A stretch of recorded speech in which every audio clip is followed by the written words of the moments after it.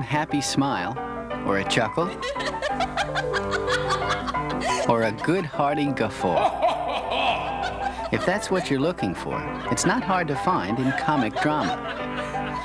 But if you look more closely at comedy, you'll find more, much more there than just something to make you laugh.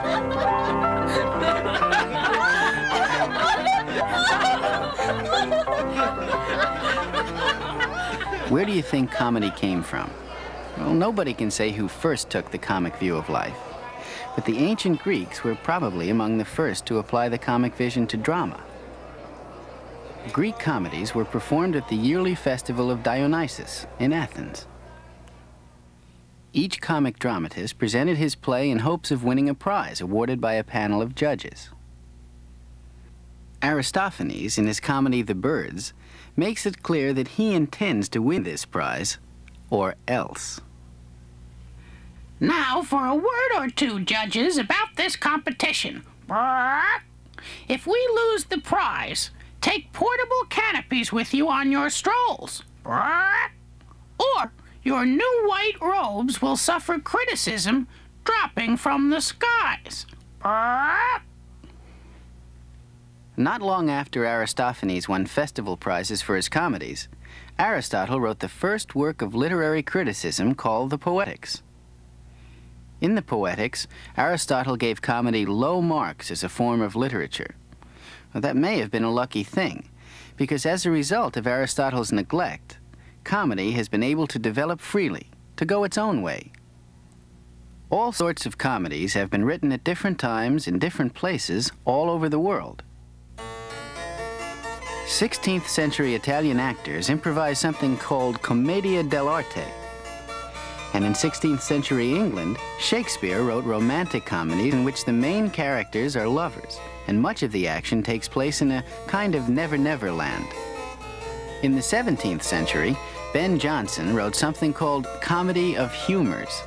The characters represented feelings or moods. Later came the comedy of manners, poking fun at the morality and customs of the period. And comic opera, where often the most fun was in the music.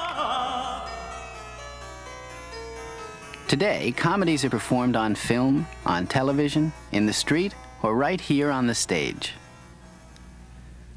Comic drama, just about any kind you want, can be found just about anywhere you look. Still, it's hard to say exactly what comedy is, although there are some typical things you'll find in most comedies. First of all, the plot events in a comedy usually lead to a happy ending. William Shakespeare's A Midsummer Night's Dream is a good example.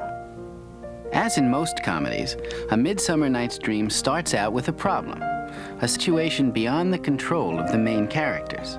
Aegeus wants his daughter Hermia to marry Demetrius, but Hermia wants to marry Lysander.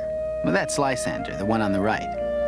Aegeus brings Hermia before the Duke of Athens. I beg the ancient privilege of Athens.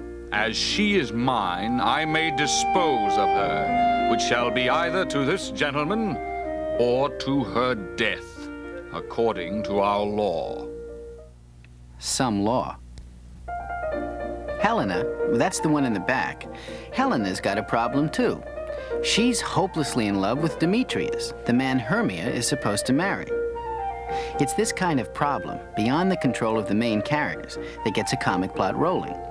Trying to solve their problem, Hermia and Lysander run away to the woods.